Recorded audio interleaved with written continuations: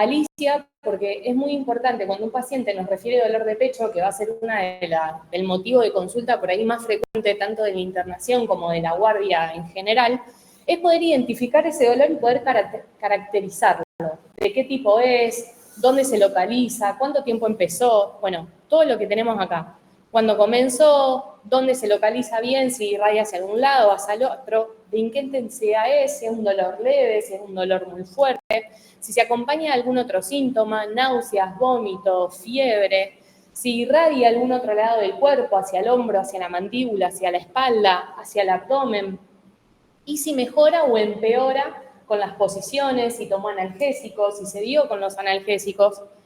Básicamente todo el interrogatorio nos va a llevar a poder definir este dolor, porque el dolor de pecho no implica únicamente patologías cardiológicas, ¿sí? También el sistema respiratorio va a doler en el pecho, el sistema abdominal, muchas veces todo lo que es gastrointestinal puede referir hacia el pecho, entonces es importante poder definirlo.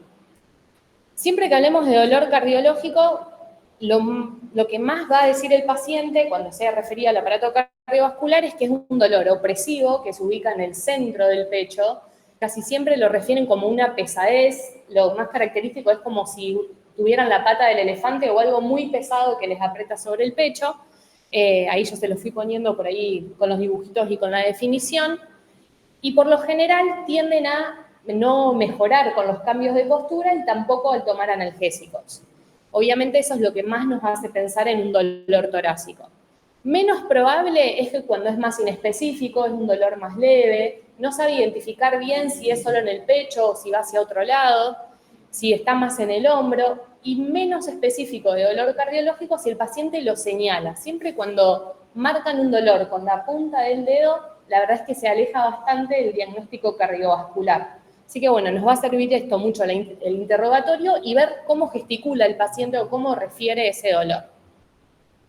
Obviamente que con las características que uno va recabando del interrogatorio puede pensar que el dolor es más típico o menos típico referido a lo cardiológico, pero no nos tenemos que olvidar que el dolor es algo subjetivo, ¿sí? Es algo que es tanto subjetivo para el paciente como para quien está interrogando sobre eso. Entonces, confiarnos simplemente en lo que nos dice el paciente nos puede llevar a cometer errores. Entonces, aunque hay que jerarquizar la clínica y el interrogatorio, no olvidarnos siempre de respaldar nuestro diagnóstico o lo que estamos sospechando con laboratorio, estudios por imágenes u otras instancias de diagnóstico que tengan algún aval científico o medible, ¿sí? Como un electrocardiograma en este caso, que ya vamos a ir viendo. Pero bueno, un poco más allá de que la clínica es soberana y que el interrogatorio nos va a ayudar bastante al diagnóstico del paciente, no olvidarnos siempre respaldarlo con algo más. Las causas de dolor torácico van a ser múltiples y pueden ser cardiovasculares o no cardiovasculares. Dentro de las cardiovasculares, que es la que vamos a ver hoy, van a estar las causas coronarias y las no coronarias. Las coronarias y las no coronarias. Las coronarias es todo lo relacionado a las arterias que irrigan el corazón, ¿sí? El corazón es el que lleva la sangre a través de la aorta a todo nuestro organismo, bombeándolo, pero él también precisa irrigarse a él mismo para que sus células musculares puedan funcionar. ¿Cómo lo hace eso? A través de las arterias coronarias, que ahora las vamos a ver en una imagen que tengo más adelante. Entonces, cuando hablamos del dolor cardiovascular, puede estar referido a patologías sobre las arterias coronarias o no precisamente sobre las arterias coronarias, sino sobre otras partes que va a tener el sistema cardiovascular, que ahora lo vamos a ver. Todo esto se lo dejo para que ustedes después lo lean con más tiempo el resto de las patologías. Entonces, siempre que estemos frente a un paciente que tiene dolor de pecho, lo que primero que tenemos que descartar son estas 4 entidades. Buenas, adelante, no hay problema. Son el tromboembolismo del pulmón, la disección aórtica, los síndromes coronarios agudos y la ruptura esofágica. ¿Sí? ¿Por qué queremos descartar inicialmente estos 4 diagnósticos? Porque son los que pueden llevar a la muerte al paciente rápidamente, ¿sí? Entonces son los primeros que queremos descartar. Adelante.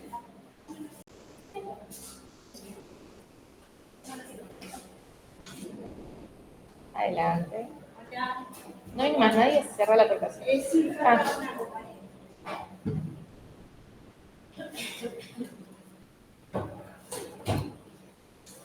Bueno, así que vamos a ir viendo cada uno de estos para poder seguir adelante. Vamos a arrancar con los síndromes coronarios, ¿sí? Los síndromes coronarios, entonces, van a ser las patologías que van a afectar a las arterias coronarias del corazón. Estos pueden ser la angina inestable o el infarto agudo de miocardio. Ahí les dejé un esquema donde se ve el corazón con las arterias coronarias para que puedan ver, están los nombres de cada una de ellas. Eso les va a servir más adelante cuando hablemos por ahí del tratamiento del infarto.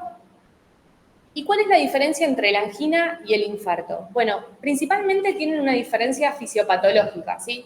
La angina tiene una oclusión parcial de las arterias coronarias, o sea, hay una disminución del flujo sanguíneo a través de los músculos del corazón, y el infarto va a tener una oclusión total. Es una arteria que se va a cerrar al 100%, y el músculo cardíaco va a estar en ese momento, bueno, sin llegada de oxígeno, es decir, de glóbulos rojos ni de oxígeno. Por lo general, la dejo ahí. La angina de pecho va a estar desencadenada por el esfuerzo o por el estrés. Es muy típico que el paciente diga, yo en reposo estoy bien, o cuando estoy durmiendo no tengo dolor, y cuando empiezo a hacer actividad física o cuando voy a trabajar es cuando empiezo a sentir dolor de pecho. En cambio, el infarto aparece abruptamente, ¿sí? El paciente puede estar en reposo, puede estar comiendo, lo puede despertar a la noche, ¿sí? Es un dolor intempestivo, abrupto. Y lo más común es que no se resuelva en el tiempo, ¿sí? Van pasando los minutos y ese dolor continúa. La angina de pecho, por lo general, es un dolor que aparece en la actividad física y cuando el paciente queda en reposo, el dolor se va. Ahora vamos a ver a qué tiene que ver esto. Ok, eso lo estuvimos viendo al principio de la clase. Empezamos hablando de dolor torácico, ¿sí? Los dolores torácicos van a tener distintas características. El dolor cardiovascular es un dolor opresivo que se presenta en el centro del pecho, puede irradiar a distintas regiones. El del infarto suele ser opresivo, de una intensidad 10 en 10, y el de la angina es un dolor que va y viene, una intensidad más atenuada, entre 7 y 8 lo puede referir el paciente. El del infarto suele acompañarse de otros síntomas, y el de la angina simplemente suele ser dolor de pecho. Buenas. Bien, entonces, cuando hablemos del infarto agudo de miocardio, vamos a estar hablando de que la circulación de sangre a través de la arteria coronaria que le va a llevar irrigación al corazón está completamente obstruido, ¿sí? Es básicamente, ese corazón no está recibiendo oxígeno. ¿Qué tenemos que hacer? Reperfundirlo lo antes posible, es decir, abrir esa arteria para devolver la circulación. Y las causas pueden ser un montón. La inicial siempre va a ser la oclusión coronaria, que es la que tenemos que descartar y la que podemos tratar. Pero después va a haber otras causas, que se las dejo ahí para que ustedes la vayan repasando, que tienen más que ver entre el equilibrio entre el aporte de oxígeno y la demanda del corazón. Eso no es importante ahora, pero se los dejo para que lo lean más adelante. Y la pregunta es, ¿por qué se ocluyen las arterias coronarias? ¿O qué va a hacer que ocluya las arterias coronarias? Y bueno, lo que lo va a ocluir son las placas ateroscleróticas, ¿sí? O la enfermedad aterosclerótica. ¿Qué son? Es la acumulación de material graso o de células, material lipídico, dentro de las arterias coronarias, que las va a ir ocluyendo lentamente.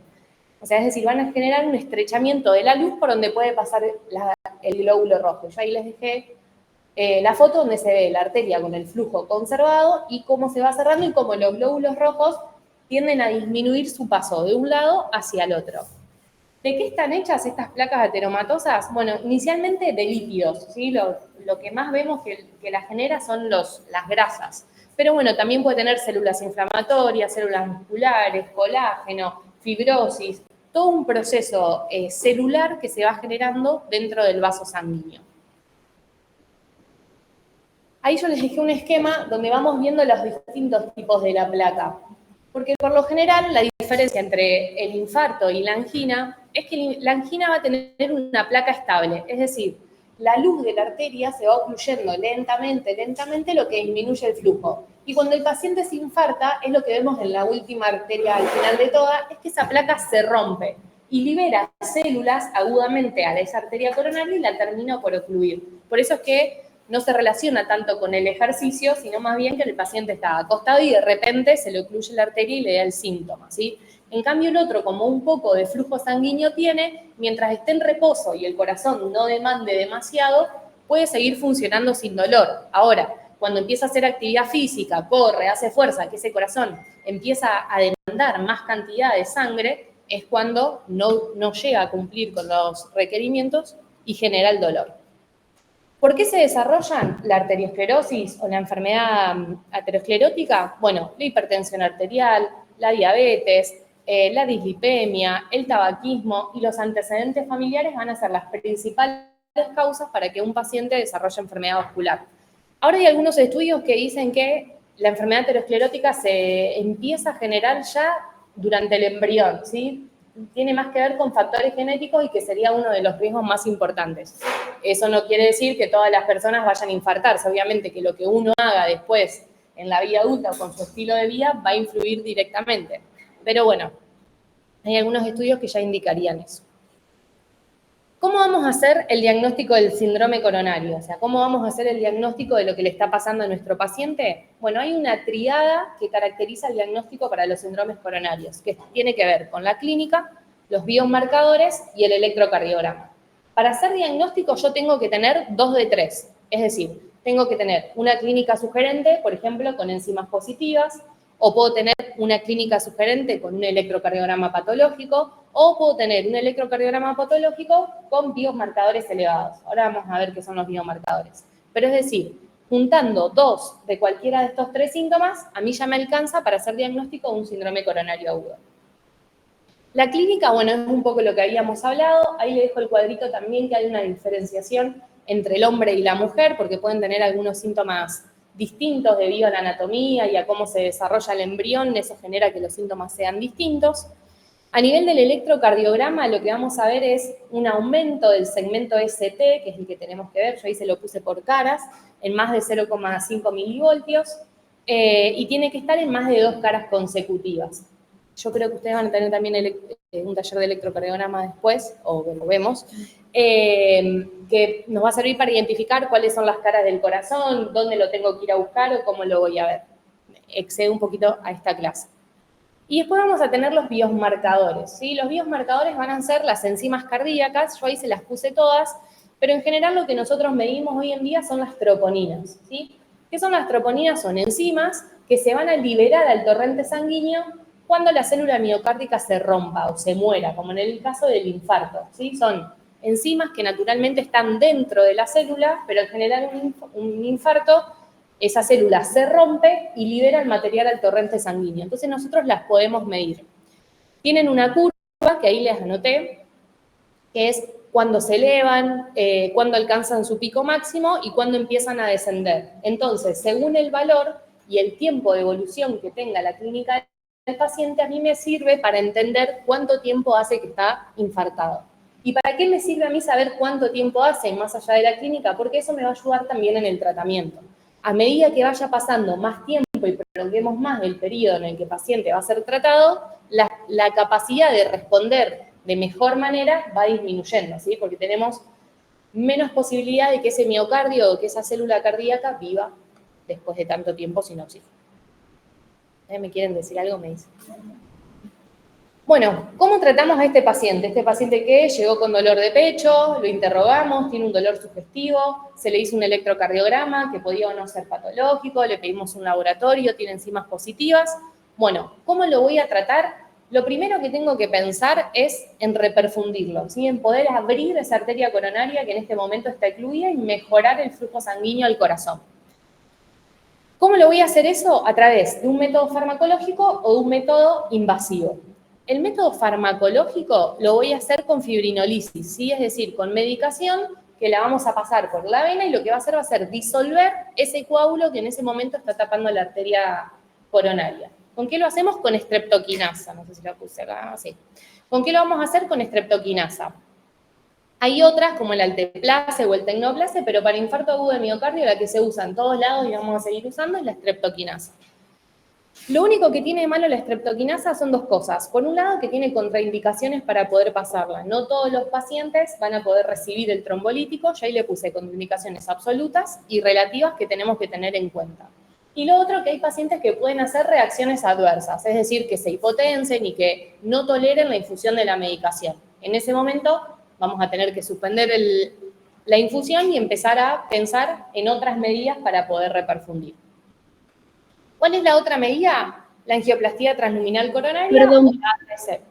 ¿Sí? Perdona una pregunta. ¿Este Power después lo van a cargar porque no alcancé a leer cómo se administraba? Sí, lo vamos a subir. Listo. No se preocupen. ¿Qué es la angioplastia transluminal coronaria o la ATC? Es una medida mínimamente invasiva para poder abrir las arterias coronarias. Es lo que normalmente se conoce como cateterismo. Seguramente conocen a alguien que se lo hayan hecho o si trabajan, puede que lo hayan hecho en los centros donde trabajan, que básicamente se ingresa a través de una arteria que puede ser radial o femoral, se pasa un catéter que llega hasta las arterias coronarias y se inyecta contraste. Y con una máquina que es como una máquina de rayos, pero mucho más grande, va sacando imágenes del corazón a través de sus distintas caras porque va girando alrededor del paciente y al tener contraste nos permite ver hacia dónde pasa el contraste y hacia dónde no. Si en algún lugar se capta una imagen donde el contraste no pasa es porque quiere decir que ahí está la obstrucción. Una vez que se detecta la obstrucción, se utiliza lo que es el stent, ¿sí? Que es lo que están viendo ahí. Entonces, se pasa el stent por el mismo catéter y se infla. Y eso hace que vuelva a poder cursar el flujo arterial, ¿sí? Voy a volver un poquito para atrás, para decirles que, además del tratamiento definitivo que va a ser la fibrinolisis o la angioplastía, según tengamos nosotros en nuestro medio para poder utilizar, le vamos a hacer medidas de sostén al paciente. Y esas medidas están pensadas, por sobre todas las cosas, para bajar el consumo de oxígeno que tiene el corazón en ese momento y mejorar el aporte por otros lados. Entonces, lo que se le administra siempre es morfina, que eso ayuda a que el paciente esté más tranquilo y genere un poco de vasodilatación para ayudar también a la llegada de sangre al corazón. Le vamos a dar oxígeno para que tenga mayor llegada de oxígeno, obviamente para que ese corazón lo tenga si lo necesita. Nitroglicerina, que también ayuda a dilatar las arterias. Bueno, y antiagregantes plaquetarios que siempre le vamos a dar aspirina y clopidogrel a estos pacientes. Ahora sí vamos. Bueno, ahí está. Hasta ahí está lo que es infarto y angina de pecho, ¿sí? Estable o inestable, y vamos a seguir con los otros que pueden generar dolor de pecho. Vamos ahora con los síndromes aórticos. Los síndromes aórticos son, voy a tomar agua, patologías que van a afectar directamente a la arteria aorta. Yo ahí les dejé una imagen también acá arriba. Fíjense, la aorta es la arteria principal de nuestro cuerpo, es la que sale directamente desde el corazón y la que va a llevar sangre oxigenada a todas las regiones. Todas las arterias que ustedes conocen, femoral, radial, van a ser de alguna rama que sale de la aorta. Entonces, cualquier cosa que ocluya o que impida el pasaje de sangre a través de la aorta va a impedir la llegada de sangre a otras regiones de nuestro cuerpo, ¿sí? Así que es muy importante la patología aórtica. Según a qué altura de la aorta se produzca la lesión, son los síntomas que voy a tener, porque como la aorta va desde el pecho hasta el abdomen, casi hasta la cingles, muchas veces si se rompe por debajo, el síntoma va a ser el dolor abdominal. Si tenemos roturas o enfermedades que la afecten a nivel torácico, obviamente el síntoma cardinal va a ser el dolor de pecho. Y ahí les dejé otro esquema que habla de cómo está compuesta la aorta. Fíjense que se ve, es este que está allá, al medio la parte blanca sería por donde va a circular la sangre, y después tiene una pared, la aorta, que es bastante gruesa porque es una arteria muy grande, que tiene 3 capas. La túnica íntima, que es la amarillita que está en el centro de todo, es la que va a estar en contacto directo con la sangre que fluye a través del vaso. La túnica media es una capa muscular, es bastante gruesa y es la del medio. Y la túnica externa o la adventicia es justamente la que está más externa de todos y es la que contiene a las otras 2 estructuras. ¿Por qué es importante esto? Porque en base a dónde esté la lesión y de qué pared son más la patología que vamos a tener. Entonces, fíjense, en la primera lo que vemos es una aorta normal, ¿sí? Tiene las 3 capas y vemos cómo la flecha va hacia abajo porque el flujo de sangre está adecuado. En la segunda lo que vemos es la primer patología, que es la disección aórtica, ¿sí? La disección aórtica es una patología que lo que hace es romper la túnica íntima, es decir, la capa más interna de la aorta, y la sangre empieza a fluir desde el interior hacia la túnica íntima entre la media, ¿sí? Empieza a acumular sangre en ese lugar. ¿Qué pasa con esto? La sangre nunca va a llegar a donde tiene que ir porque queda atrapada entre esas 2 capas. Entonces, empieza a empujar la íntima hasta que finalmente el flujo sanguíneo se detiene, está completamente obstruido. Esa es la disección. El hematoma intramural es justamente un hematoma. En vez de ir de adentro hacia afuera, es de afuera hacia adentro. Puede ser distintas patologías, como la úlcera, que ahora lo vamos a ver, que empiezan a inflamar la pared de la aorta hasta que empieza a empujar hacia adentro y termina por ocluir por completo el flujo sanguíneo. Y la última es la úlcera aórtica, ¿sí? Y es esta, lo miro porque yo acá justo tengo tapado, que es la última, y es la misma fisiopatología o similar a lo que es el infarto, ¿sí? Es una placa ateromatosa generada por lípidos y por grasa que empieza a enfermar la pared de la aorta hasta tal punto que se hace tan profunda que termina por romperla. Entonces la sangre otra vez empieza a fluir entre pared y pared y no por la luz o por donde tiene que ir, ¿sí? Esas serían las 3 formas en que la aorta puede romperse. Ahí les dejé otra imagen. La disección aórtica, que es la primera que vimos, ¿sí? La primera, otra para atrás, que es esta de acá. Bien, es el 85% de los casos, ¿sí? La más frecuente que vamos a ver es la disección. Y lo que tiene es que es una patología con alta mortalidad. Entre el 50 y el 75% de los pacientes que lleguen a nuestra guardia con una disección aórtica van a morir en menos de 24 horas si no lo atendimos rápidamente. Por eso es tan importante poder detectarla. ¿Alguien trabaja en terapia intensiva ya? ¿Todavía no? Bueno, es real, ¿sí? Lo iba a hacer porque yo no me gusta ser autorreferencial, pero lo que lo pudimos ver es real. Los pacientes llegan y si no se atienden rápidamente mueren en las primeras horas o en las 24 horas, ¿sí? Entonces, es algo que tenemos que reconocer rápidamente. Nada más, ahí lo que único decía es que la clasificación de la disección aórtica, que es esa que les dije, puede ser tipo A o tipo B.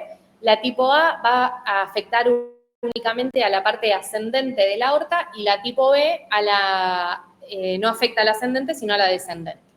Eso nos importa únicamente por el abordaje después para el tratamiento. ¿Cuál es el diagnóstico de esta patología o cómo lo voy a diagnosticar para poder tratar a mi paciente lo más rápido que pueda? Lo principal y con lo que hago diagnóstico definitivo es una angiotomografía de aorta o de tórax, o si pienso que es abdominal, de tórax y abdomen. Esto es, le pasan contraste y rápidamente tengo que poder hacer la tomografía para captar el tiempo arterial. No es una tomografía con contraste simple, por ahí como se le puede pedir para otras patologías, porque no llega a captar directamente la aorta. Entonces, no todos los tomógrafos pueden hacerlo y no todos los centros pueden acceder a este estudio. ¿Con qué lo podemos ver también? Con ecocardiograma, ¿sí? Una ecografía del corazón, extiendo hacia la aorta e intento ver si está rota en algún lado. No es lo que más elijo, no es lo que me va a servir, pero a falta de poder hacer una angiotomografía, lo puedo usar también. Y si no, con resonancia magnética, lo que tiene de malo la resonancia es que suelen ser estudios que tardan mucho tiempo en hacerse. Una resonancia puede tardar 20, 25 minutos, mientras una tomografía entro y salgo en 5 minutos tengo el diagnóstico. Entonces, en algo que preciso poder diagnosticarlo rápidamente, lo mejor sería la angiotomografía. ¿Cuál va a ser el tratamiento de los síndromes aórticos? Bueno, inicialmente, diagnosticarlo más que nada. Después voy a tener un tratamiento de sostén, pensado principalmente para mantener la presión arterial, es decir, mantener la presión lo más bajita que pueda, porque imagínense que cualquier cambio brusco dentro de la presión del tórax la va a hacer romperse. Así que tengo que intentar que esté lo más baja que pueda, que permita al paciente seguir viviendo, lógicamente, que el resto de sus órganos se puedan reperfundir. Darle analgésicos. Estos pacientes llegan muertos de dolor, o sea, no solo que pueden morir rápidamente por la patología, sino que llegan muy doloridos, tienen fase de dolor, se agarran el pecho, no encuentran cómo posicionarse en la cama, les duele también hacia la espalda. Los van a notar porque son pacientes realmente que tienen una expresión con muchísimo dolor. Y a nivel farmacológico se le intenta dar betabloqueantes, ¿sí? Carvedilol, bisoprolol, o la betalol endovenoso, que lo podemos titular, medicación que logre bajar la frecuencia cardíaca y que ese corazón funcione lo más tranquilo posible hasta que lo podamos tratar. ¿Cuál es el tratamiento definitivo? Bueno, puedo hacer un tratamiento endovascular o un tratamiento quirúrgico. El tratamiento endovascular, que es como la imagen de arriba que les puse, es para las aortas, para las patologías de aorta que afecten, más que nada la aorta ascendente o el callado, ¿sí? Que es justo la parte de la curvita. Ese es un paciente que va a entrar a quirófano y lo que le voy a hacer es, lo que les van a hacer, los cirujanos, es una cirugía a corazón abierto, que se dice así, le van a abrir el pecho y van a tener que trabajar directamente sobre la aorta.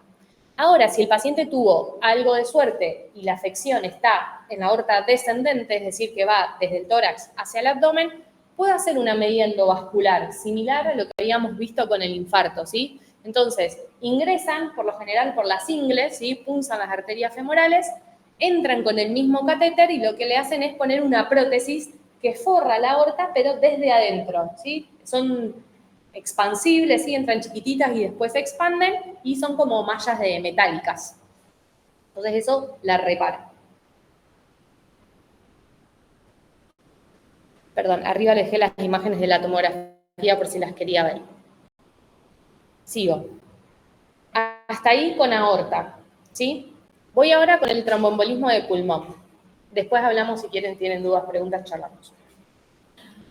El tromboembolismo de pulmón era la otra afección que nosotros íbamos a tener que descartar rápidamente para un paciente que nos consulta por dolor de pecho. ¿Qué es el tromboembolismo de pulmón? Bueno, una obstrucción de las arterias pulmonares, ¿sí? Es decir, de las arterias que llevan la sangre directamente desde el corazón hacia los pulmones, y es una urgencia cardiovascular. También tiene alta mortalidad, pero va a depender mucho también de la arteria o cuál sea el vaso sanguíneo que está afectado. ¿Por qué se va a producir el tromboembolismo de pulmón? Bueno, como dijimos, es un coagulito que va a viajar a través de la sangre y que va a terminar por impactar dentro de las arterias del pulmón. ¿Pero de dónde sale ese trombo? Bueno, generalmente de los miembros inferiores. ¿Y de dónde? De la trombosis venosa profunda.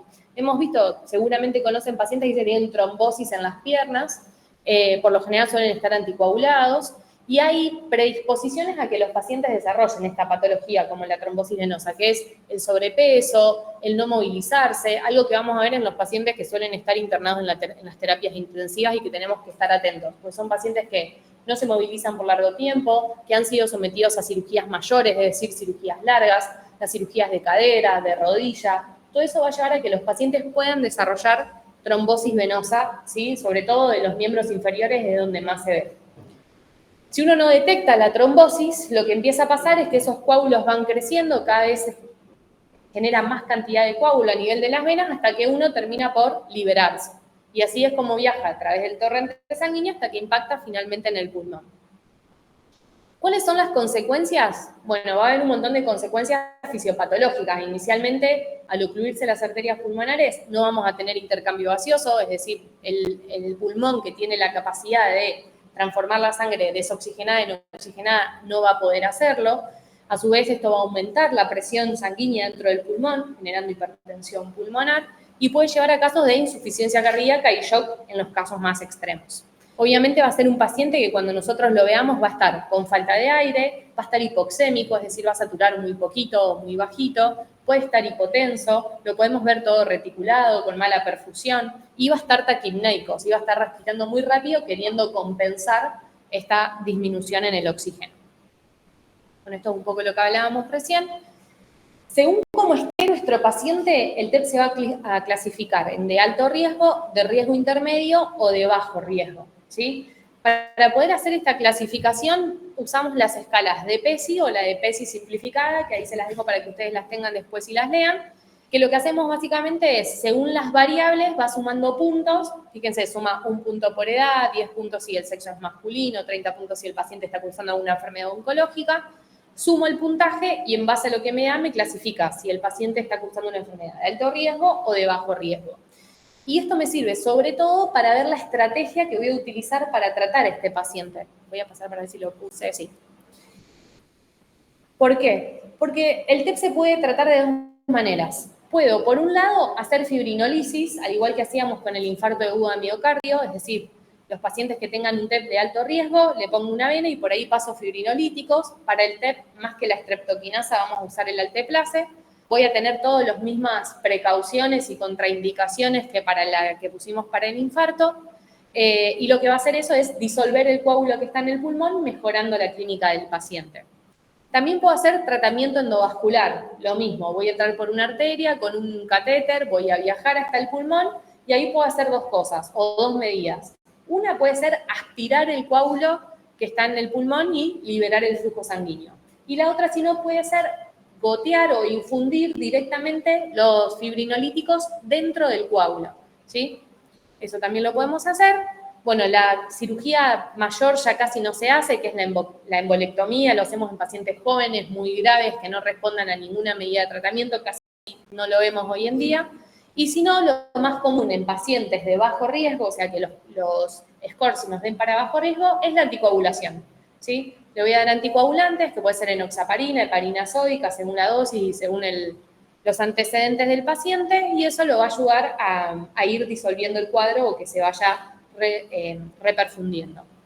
Perdón, Ivana, te hago una pregunta. En Decime. el tratamiento endovascular, Sí. ¿cuál es el que más se usa? ¿La aspiración o la infusión de la medicación? Lo que más usamos es la aspiración, primero porque es lo más fácil de hacer. Y segundo, que para poder hacer la infusión de los trombolíticos, yo tengo que dejar el catéter puesto y se infunde por lo menos en 8 o 10 horas, ¿sí? No es algo que le hago un poquito y me voy, lo tengo que infundir muy lentamente. Y los pacientes pueden tener muchas intercurrencias, como sangrados cerebrales, sangrados digestivos, porque no es que el trombolítico, por más que yo lo infunda directamente al coágulo, no va a tener ninguna repercusión sistémica. Es decir, el cuerpo igual lo absorbe, entonces podemos tener muchas contraindicaciones. Así que si se puede, optamos siempre por la tromboaspiración. Claro, es menos perjudicial, digamos.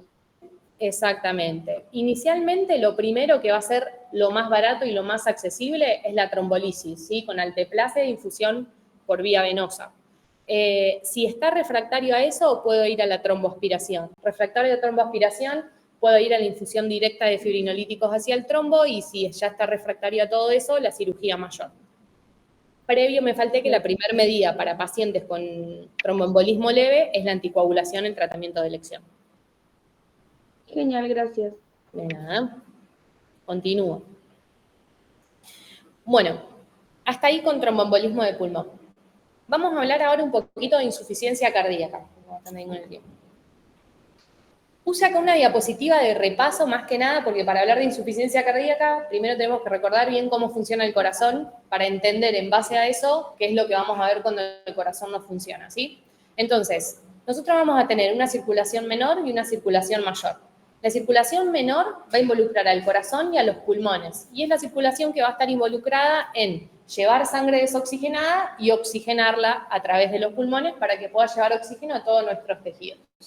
La circulación mayor es la que va a ir del corazón hacia el resto del cuerpo, digamos, y tiene una función inversa, es decir, llevar la sangre oxigenada para después recogerla desoxigenada para que ingrese de nuevo al corazón y otra vez el circuito de oxigenarse, ¿sí?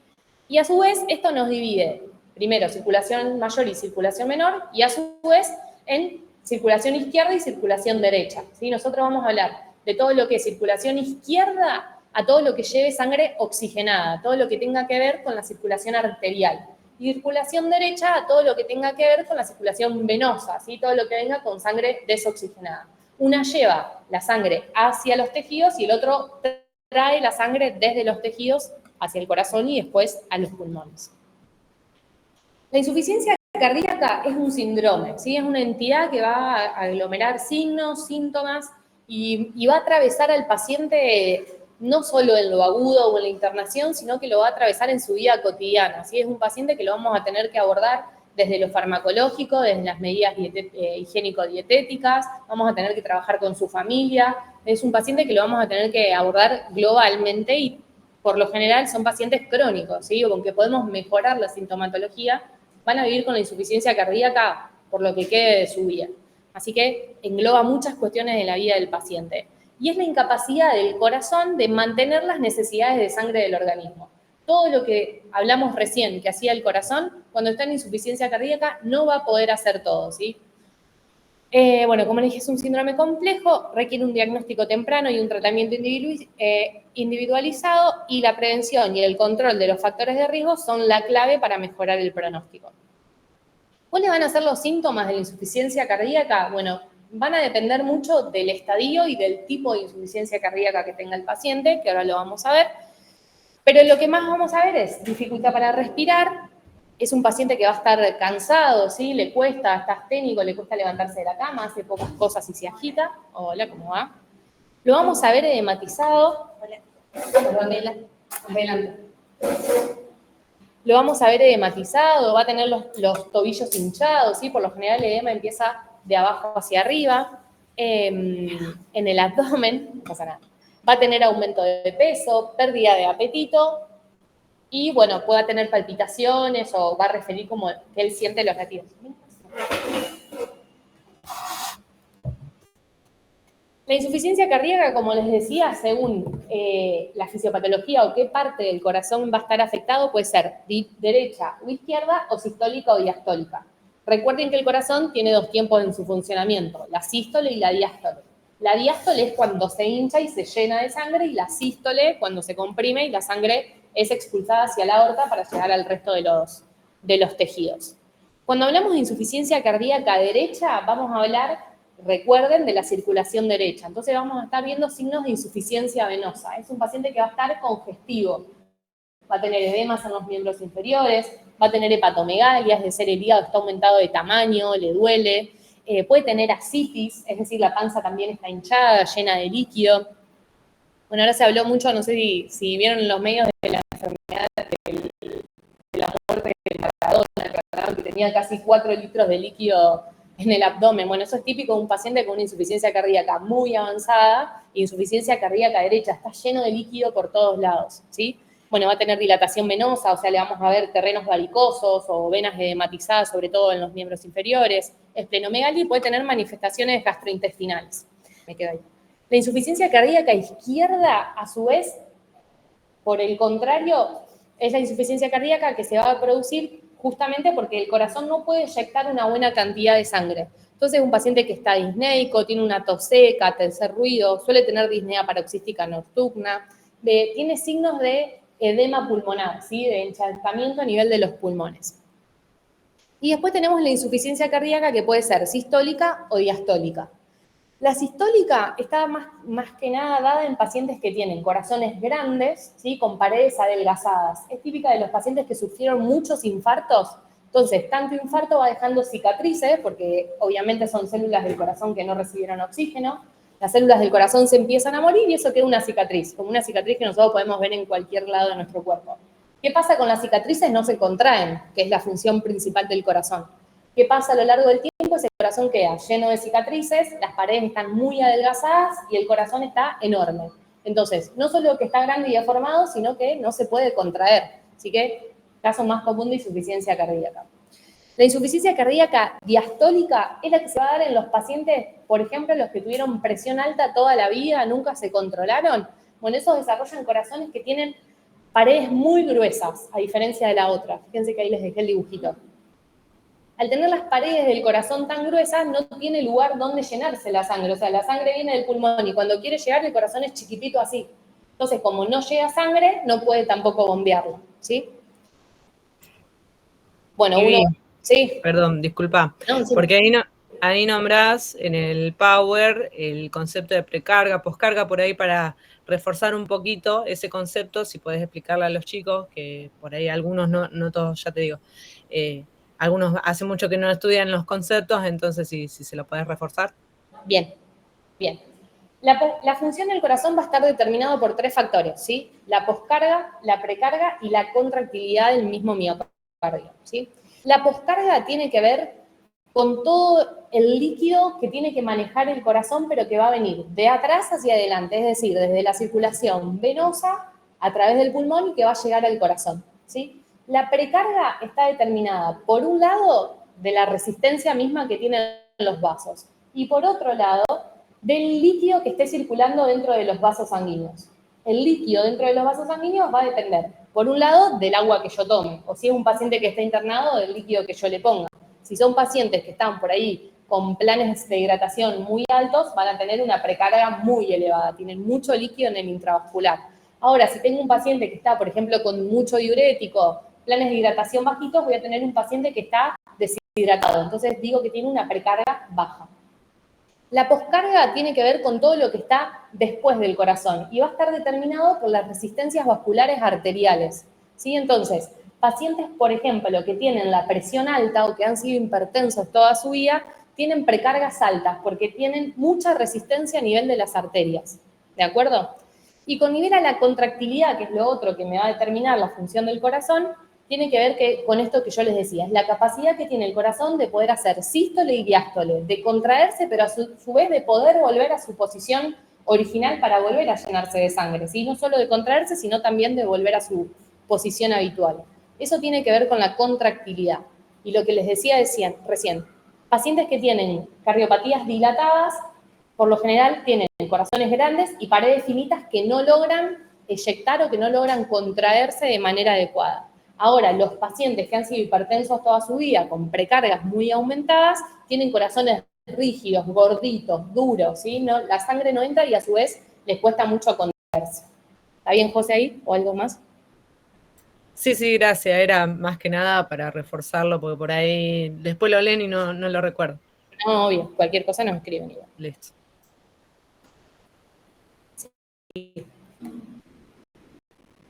Bien. ¿Cómo se clasifican a los pacientes con insuficiencia cardíaca? Bueno, hay dos líneas, unos son los de la AJA y otros de la New York Heart Association, toda gente que no es de nuestro país claramente, pero bueno, son los dos que clasificaron a la insuficiencia cardíaca. Uno dice clase A, B, C y D, y lo otro 1, 2, 3 y 4, son muy similares, ¿sí? Así que se las voy a decir en nuestras palabras, pero van a ver que tienen correlación una con la otra, por eso les dejé las dos. El estadio A son pacientes asintomáticos con alto riesgo de desarrollar insuficiencia cardíaca y que nosotros le hacemos un electrocardiograma o una ergometría y no tienen todavía anomalías ni estructuralidad, ¿sí? Sería un paciente sin limitaciones para la vida cotidiana. Puede hacer todo lo que quiera hacer. El estadio B son pacientes que están asintomáticos, pero ya tienen signos de insuficiencia cardíaca estructural. Es decir, yo le hago un ecocardio o le hago una ergometría y empiezo a ver signos de insuficiencia cardíaca, pero que no lo limitan en sus actividades cotidianas. El estadio C son pacientes con insuficiencia cardíaca ya sintomática y asociada a enfermedad cardiológica subyacente. O sea, yo le hago el ecocardiograma o le hago la ergometría y puedo diagnosticar que tiene signos de insuficiencia cardíaca.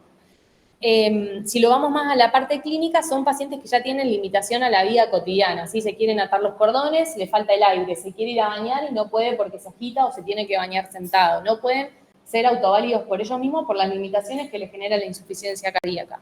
Y el estadio D son pacientes que tienen enfermedad estructural ya avanzada y que tienen síntomas en reposo, ¿sí? Paciente que está acostado y le falta el aire porque no puede estar acostado, ¿sí? ¿Cómo diagnostico la insuficiencia cardíaca? Inicialmente es un diagnóstico clínico, ¿sí? Con todo lo que hablamos recién, hablamos un montón de sintomatología de la insuficiencia cardíaca.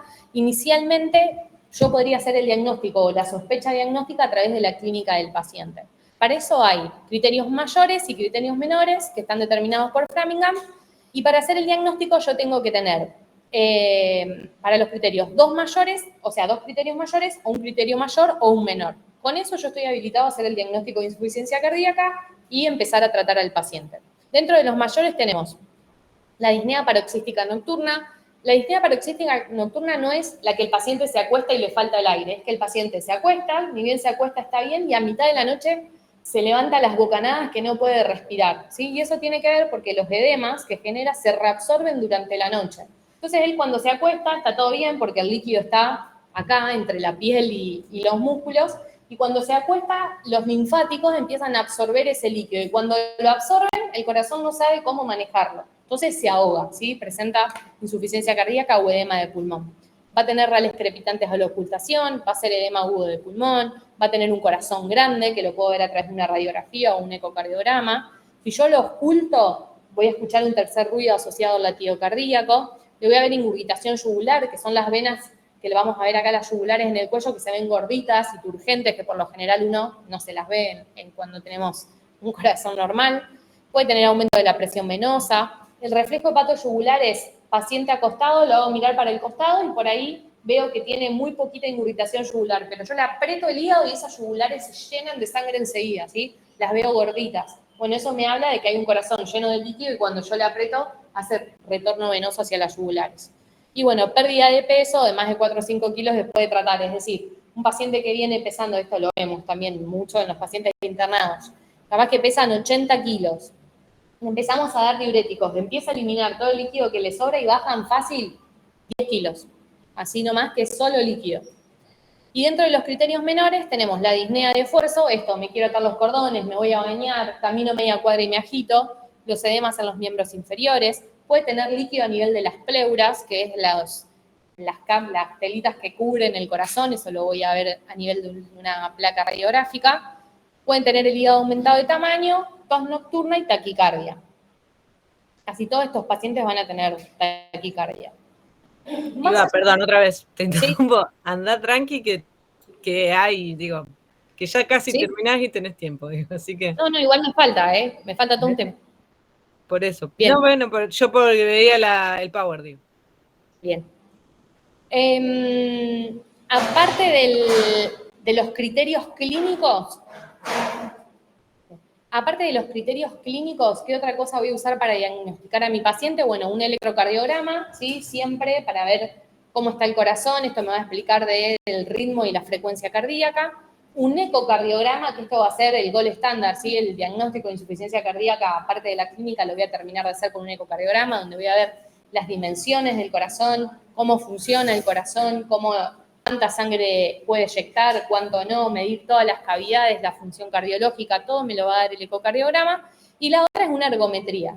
¿A quién le voy a hacer una ergometría? Al paciente que tengo dudas en cuanto a función. Si el paciente ya viene y me dice, yo me quiero atar los cordones y no puedo respirar, no lo voy a subir a una cinta porque el simple hecho de atarle los cordones ya le está haciendo la ergometría, ¿sí? La ergometría es eso que hacemos caminar a los pacientes en una cinta o andar en bicicleta, ¿sí? Y le medimos la frecuencia cardíaca, la presión arterial y hacemos un electrocardiograma. Entonces, para los pacientes que me dejan más dudas, ahora, si el paciente ya viene completamente sintomático, no, me levanto que no puedo respirar, me levanto a la noche, bueno, no, ni voy a intentar subirle a una cinta porque lo definimos, digamos. Bueno, ¿cómo tratamos a la insuficiencia cardíaca?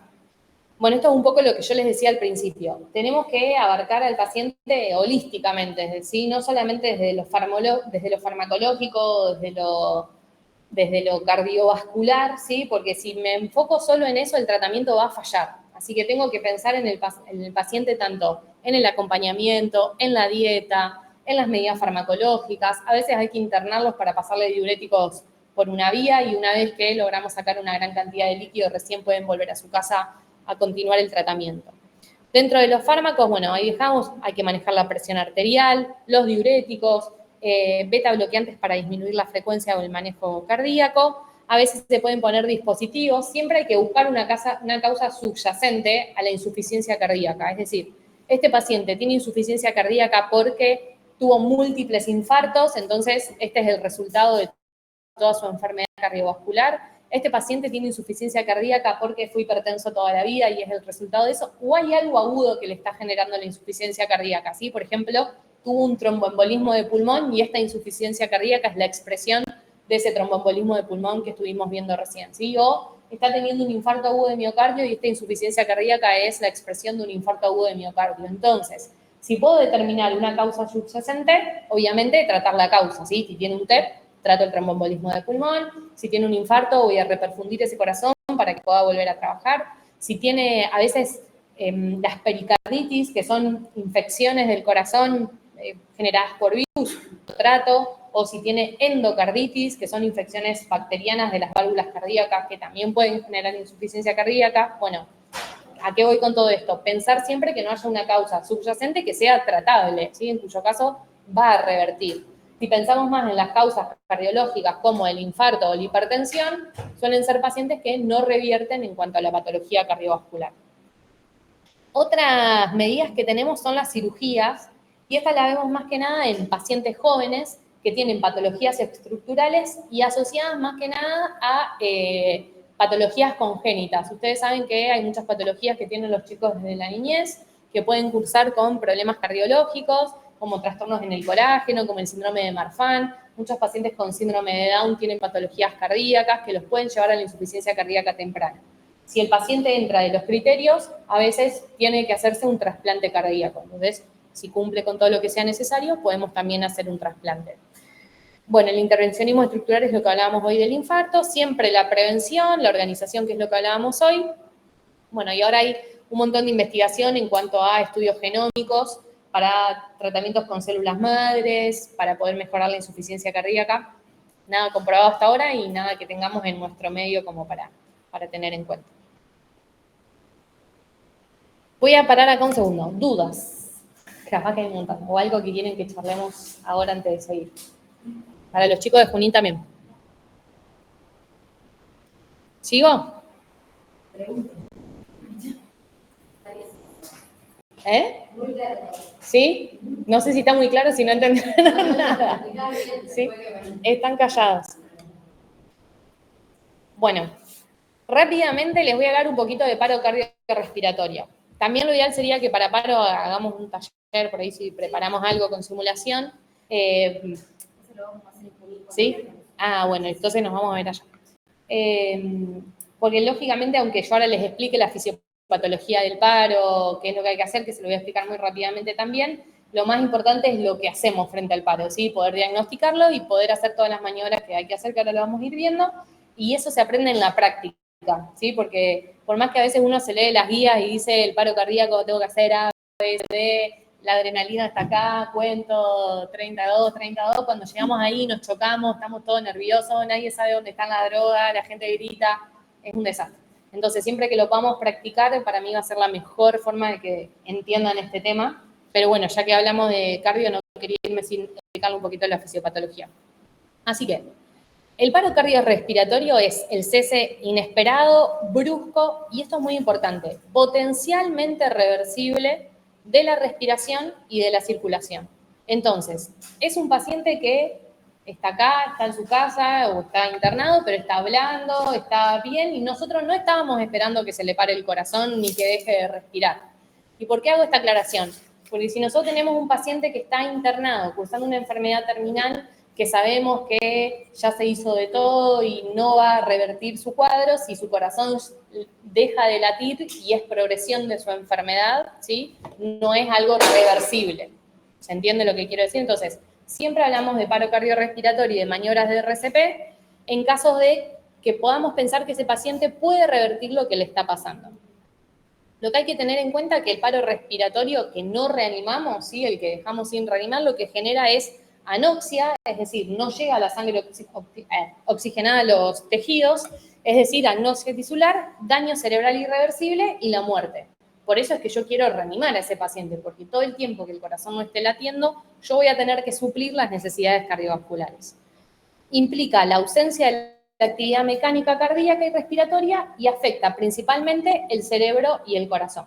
Cuando hablemos de shock, vamos a ver un poco esto, que el cerebro y el corazón son dos órganos que están protegidos por nuestro cuerpo. E incluso cuando tenemos la presión muy, muy bajita, tanto el corazón como el cerebro y un poquito los riñones tienen mecanismos para ellos conservar el flujo sanguíneo, ¿sí? Porque son órganos vitales y el cuerpo logra siempre preservarlos. Ahora, si el corazón no funciona por él mismo, no hay mecanismos de compensación y el cerebro y el corazón son los que más van a sufrir, que deberían ser los que menos sufren. ¿Cuáles son las causas de paro respiratorio, de paro cardiorrespiratorio que podrían ser reversibles? Siempre las agrupamos en las 5H y las 5T para pensar en una mnemotecnia. Cuando hablamos de las 5H, hablamos hipoxia o hipoxemia, es decir, el paciente que no satura bien o que tiene el oxígeno en la sangre muy bajito. La hipovolemia, ¿sí? Paciente que está perdiendo sangre de manera traumática. Los hidrogeniones o la acidosis, que eso es algo que hablamos en la clase pasada, que espero que se lo acuerden, pero bueno, la acidosis severa puede causar paro cardiorrespiratorio. La hipo o la hiperpotasemia, algo que también hablamos de la clase pasada, ¿sí? Trastornos en el potasio pueden llevar al paro cardiorrespiratorio. Y la hipotermia, ¿sí? O sea, la temperatura muy bajita puede llevar al paro cardiorrespiratorio. La 5T puede ser la trombosis coronaria, que es el infarto agudo de miocardio, o sea, uno de los temas que vimos hoy. La trombosis pulmonar, que es el TEP, también otro tema de los que vimos hoy. El taponamiento cardíaco, que es una patología donde la sangre sale del corazón y se ubica entre el corazón y el pericardio, que es la capa que lo cubre, entonces lo empieza a comprimir de tal manera que el corazón no puede latir. El neumotórax a tensión, que es cuando el aire sale del pulmón y se ubica entre la pleura y el pulmón y también lo empieza a comprimir hasta que no se puede expandir. Y bueno, los tóxicos, ¿sí? Estos pueden ser tanto tóxicos como venenos, veneno de rata y demás, o fármacos que le dimos nosotros a los pacientes. Todo eso pueden deprimir también la capacidad cardiopulmonar. Lo paso. No, cualquiera que te pueda llevar a, por ejemplo, si damos potasio endovenoso, le puede llevar. Si damos insulina, sí, sí. Si le damos insulina a un paciente, por ejemplo, que lleva la glucosa muy, muy bajita, puede llevar al paro cardiorrespiratorio. Cualquiera de los fármacos, te diría que usado en exceso, puede llevar al paro cardiorrespiratorio. No per se, que vos me decís, vos me estás preguntando si hay un fármaco que pare la función cardiovascular. Creo que ninguno, porque nadie afecta directamente al que el corazón deja de latir, sino a través de causas secundarias, ¿sí? Estoy pensando ahora si hay alguna específicamente, tal vez los bloqueantes neuromusculares que no bloquean la función del corazón, pero sí, por ejemplo, bloquean la función respiratoria, ¿sí? Como es el atracurio, la succinilcolina, todos esos fármacos bloquean los músculos de nuestro cuerpo, pero no el corazón, pero sí te hacen parálisis respiratoria, digamos. No sé si a ustedes se le ocurre alguno, pero creo que así per se directamente creo que ninguno. No, lo que hay que tener en cuenta es el contexto del paciente, ¿no? Porque si a cierto paciente está ya inestable por otras cuestiones, capaz que una ampollita de algo sí le hace de la medicación por ahí nombrada, ¿no? Eso ni hablar también para tener en cuenta, sobre todo en la terapia intensiva, pacientes que están con la presión bajita por otra patología, ¿no? Por ejemplo, porque están chocados séptico a otro foco. Y yo le hago morfina, por darme un ejemplo. La morfina en sí no va a matar al paciente, pero si yo a un paciente que está hipotenso le hago una ampolla entera de morfina, le voy a bajar más la presión arterial a tal punto donde el corazón se va a terminar parando, ¿sí?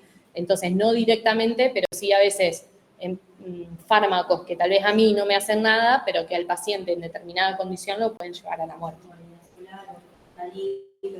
El fentanilo también, que lo usamos un montón en bolo, en pacientes hipotensos, lo pueden llevar a la muerte. No sé, chicas, a ustedes se les ocurre algún otro ejemplo, pero bueno, sí, más que nada eso. Bueno, el potasio, el potasio lo hablamos recién, también que en bolo tener cuidado por las arritmias, la insulina. Nitroglicerina. La nitroglicerina, que es la que hablábamos hoy, que es un vasodilatador usado para el infarto agudo de miocardio, baja la presión arterial, utilizada en bolo la baja muchísimo. El nitroprusiato igual, vasodilatador, más venoso que arterial. También disminuye la presión arterial bruscamente. Pero bueno, también la noradrenalina, que en realidad se utiliza para aumentar la presión arterial, pero utilizada en bolo genera taquicardia ventricular, que también es un ritmo de paro para reanimar. Pero bueno, todo en el contexto de paciente, lógicamente, y tal vez entendiendo las dosis y la forma de administración de los medicamentos. ¿Sí? Que hay medicamentos que son para pasar diluidos de manera titulada, en microgoteo o por bomba. Obviamente, si los paso en bolo, puedo tener algunos de estos efectos adversos. ¿Sigo? Bien. ¿Cómo identificamos un paciente en paro respiratorio? Tiene que cumplir 3 premisas. Primero está inconsciente, ¿sí? No responde a estímulos ni táctiles ni verbales. Yo me acerco al paciente, lo llamo, señor, señora, no responde, lo muevo, no responde, ¿sí? Segundo, no respira o tiene una respiración inadecuada. O está en paro respiratorio o está en respiración agónica, que le podemos decir, o en gasping, que son respiraciones preparo, ¿sí? Asociadas sobre todo a la interrupción de la función cardíaca. Y lo otro, no tiene pulso, ¿sí? Le voy a buscar los pulsos arteriales y no los encuentro. ¿Dónde busco el pulso? Esto lo vamos a ver en el taller, pero no lo voy a buscar radial ni femoral, porque son pulsos que desaparecen cuando los pacientes están hipotensos, entonces tal vez la ausencia de pulso radial me habla de un paciente que está hipotenso, pero no en paro cardíaco, lo voy a ir a buscar el pulso carotidio, ¿sí? A nivel del cuello. Después vamos a ver bien dónde lo tengo que buscar y cómo lo tengo que sentir. ¿Qué hago frente a un paciente en paro cardiorrespiratorio? Veo un paciente que está inconsciente, me acerco, lo llamo, no responde, no respira, no tiene pulso. ¿Qué hago? Siempre inicio las maniobras de RCP. Las maniobras no van a ser las mismas si yo detecto un paciente en paro, ahora acá salgo, cruzo la calle, veo un paciente en paro, voy a hacer lo que pueda con lo que tengo, que va a ser mis manos básicamente, Es distinto cuando nosotros estamos en un ámbito hospitalario. Y es distinto si yo estoy en una guardia que si estoy en una terapia intensiva. Pero siempre lo mejor que puedo, que vamos a ver en las medidas de RCP, si son avanzadas o no, más adelante. Pero bueno, siempre iniciar la reanimación cardiopulmonar. Según el ámbito, si son avanzadas o no. Pero siempre iniciar la reanimación cardiopulmonar. Y tener en cuenta esto que cada segundo cuenta. O sea, aunque ustedes no lo piensen que no, pero un segundo que yo retraso el comienzo de la reanimación cardiopulmonar es posibilidad de vida que yo le estoy sacando a mi paciente. ¿Sí? Entonces, siempre que pueda, iniciar. Y ahí les dejé un cuadrito que dice cómo a medida que van pasando el tiempo, la probabilidad de supervivencia que tiene el paciente. Entonces, si yo inicio las maniobras a los 3 minutos de realizado el paro cardiorrespiratorio, tengo entre un 70 y un 100% de probabilidad de sobrevida. Si lo hago entre los 3 y los 5 minutos, ya la probabilidad de sobrevida baja al 50%. Y si espero 10 minutos para empezar la reanimación cardiopulmonar, el paciente tiene menos del 50% de probabilidades de sobrevivir. Así que bueno, antes que nada yo me pongo ahí y masajeo, ¿sí? No lo dudo, le estoy ayudando al paciente a que pueda sobrevivir. Y frente a esto, ¿qué es la reanimación cardiopulmonar? Bueno, son las maniobras de emergencia que van a sustituir la función respiratoria y la función cardíaca. Esto es un poco lo que hablábamos recién. Se definió como cadena de supervivencia a las acciones que están recomendadas que demostraron que van a mejorar significativamente la tasa de supervivencia frente a un paro cardiorrespiratorio. ¿Cómo es la secuencia de actuación? Obviamente, reconocimiento temprano del paro, darme cuenta de que el paciente está en paro. Y aunque a ustedes les parezca que no, voy a hablar un poco de la terapia intensiva, que bueno, la materia, pero en la terapia intensiva es donde más a veces tardamos en darnos cuenta que un paciente está en paro. Porque muchas veces en la calle yo veo que un paciente se cae redondo y voy y me doy cuenta, está en paro. Ahora, en la terapia intensiva son pacientes que muchas veces están sedados. Entonces, ¿cómo sé si está despierto o si está en paro respiratorio? Muchas veces están conectados al respirador y eso va a hacer que las alarmas suenen. Pero la realidad es que muchas veces las alarmas suenan cuando no tienen que sonar y lleva a que no está bien para nada, pero que uno las ignore. Entonces, por ahí tenemos alarmas que están sonando, nadie le dio bolilla y te acercás y el paciente no estaba respirando. Y bueno, lo mismo con el pulso. A veces vemos que el paciente, qué sé yo, suena el monitor de que no tiene un buen ritmo y son los electrodos que se salían, el cablecito que se desconectó, el paciente que se movía mucho, entonces por eso hacía artefacto y sonaba. No le dimos bolilla porque nos pareció que era más de lo mismo y cuando nos acercamos el paciente estaba en paro o tenía una arritmia de paro cardíaco. Entonces, aunque parezca que no, muchas veces se nos pasa en la terapia intensiva identificar rápidamente a los pacientes en paro cardíaco, cuando debería ser el lugar donde más rápido identificamos a estos pacientes, ¿sí?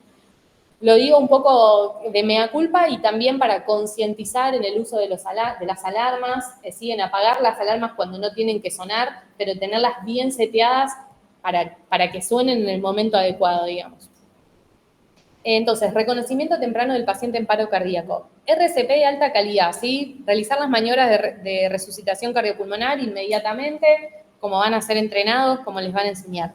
Desfibrilación precoz, ¿sí? Se demostró que utilizar el DEA o el desfibrilador rápidamente cuando tiene indicación de ser utilizado mejora la sobrevida del paciente. Soporte avanzado. Administrar los cuidados médicos especializados al llegar el personal de emergencia. Esto está pensado por ahí para el prehospitalario, es decir, para la calle, no para la internación. Nosotros lo hacemos desde comienzo, ¿sí? Estamos en una unidad de cuidados críticos, en una sala de emergencias o en una sala general. Siempre la RCP tiene que ser de calidad y avanzado. Y después los cuidados post-resucitación, es decir, hicimos RCP de calidad, lo detectamos a tiempo, el paciente sale y bueno, listo, ahora está bien, me voy, me alejo, total, el paciente vivió, no. Tengo que tener un montón de medidas y de cuidados que se llaman medidas post-paro, que yo tengo que tener en el primer momento. Sobre todo porque esa membrana miocárdica, ¿sí? Esa célula cardíaca que estuvo parada durante algunos minutos, cuando vuelve a funcionar todavía tiene mucha inestabilidad eléctrica, entonces tiene alto riesgo de arritmias, alto riesgo de volver a hacer un paro cardíaco. Entonces tengo que proteger tanto el cerebro y el corazón esas próximas 24, 48 horas, darle el mejor ambiente posible. Primero, para que se recuperen adecuadamente. Y segundo, para que no vuelva a suceder lo que ya sucedió. Eso es todo. Bueno, la idea de esta clase era un poco, hablamos un montón, yo hablé muy rápido, ya lo sé. Pero, ¿sí? Bueno, mi idea era, como eran muchos los temas, que no, o sea, es como que ya está en el cronograma que tenía que dar todos estos temas hoy, quería poder hablarle un poco de todo. Y me pareció que arrancar con el dolor de pecho, que va a ser el síntoma en común de todas las patologías que vimos, y terminar con el paro cardíaco, que es el desenlace si no tratamos las patologías como las tenemos que tratar, me parecía como el caminito más coherente para entenderlo, ¿sí?